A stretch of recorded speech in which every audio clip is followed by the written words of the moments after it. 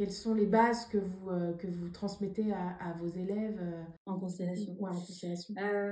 Alors, c'est vrai que, il y a d'autres apports, sur nos formations de constellation que, simplement, les apports théoriques de la systémie ou ce que c'est qu'une constellation ou comment Bert Hellinger a développé l'outil ou, voilà, on va aussi, ramener, du psychosocial, de la socio-histoire, de l'anthropologie et également, et le travail de l'arbre, qui est très important, et du génogramme, du génosociogramme, de manière à recontextualiser les situations, les scénarios qui sont rencontrés sur la scène en constellation.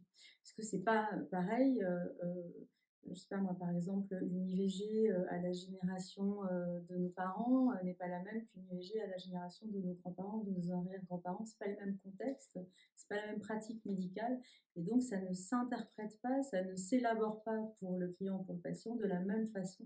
Donc la recontextualisation est très importante. Donc on va travailler la recontextualisation, et puis on ne peut pas faire l'impasse d'une psychanalyse transgénérationnelle, on ne peut pas faire l'impasse des quelques concepts de l'analyse transgénérationnelle qu'il faut avoir intégré ou en tout cas intégrer un cours de formation pour accéder à la certification. Et vous qui avez fait une reconversion professionnelle, est-ce que vous pouvez dire si on en vit bien d'être constellateur? Est-ce que c'est un métier qui permet de gagner sa vie? Alors bon, je vais pas vous faire un tabou avec est-ce qu'on gagne, est-ce qu'on gagne pas d'argent. Oui, on gagne davantage d'argent en constellation, mais aussi parce qu'il y a davantage de monde qui se présente sur les journées de constellation.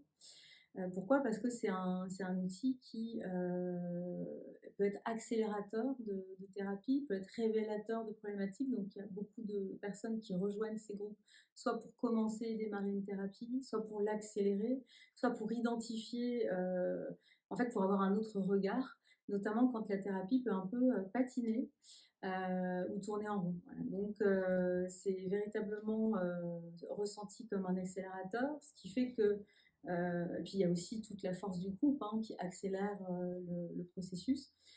Qui fait que bon, bah, beaucoup de gens, c'est vrai que les constellations ont un peu le vent en poupe. Donc oui, on gagne bien sa vie en tant que constellateur. Et on a pu voir également que vous avez un résidentiel obligatoire, dans le cadre de vos formations. Qu'est-ce que ça apporte en plus?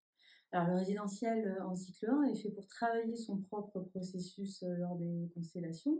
C'est fait pour faire du practicum, pour faire de la pratique, pour étoffer son expérience, pour rencontrer toutes sortes de constellations, toutes sortes de problématiques, puisqu'il y aura autant de problématiques que de personnes sur place, en fait, que de participants, que d'apprenants. Et après, le résidentiel en cycle 2, donc là, c'est de la pratique pure où en fait sont conviés d'autres participants qui viennent travailler leur processus, et chaque constellateur constelle et est supervisé lors de ce résidentiel de son travail. Donc il y a un véritable accompagnement du thérapeute au devenir constellateur jusqu'à son installation et la supervision de sa pratique naissante, ou même encore après, si il souhaite continuer à se faire superviser chez Généapsy.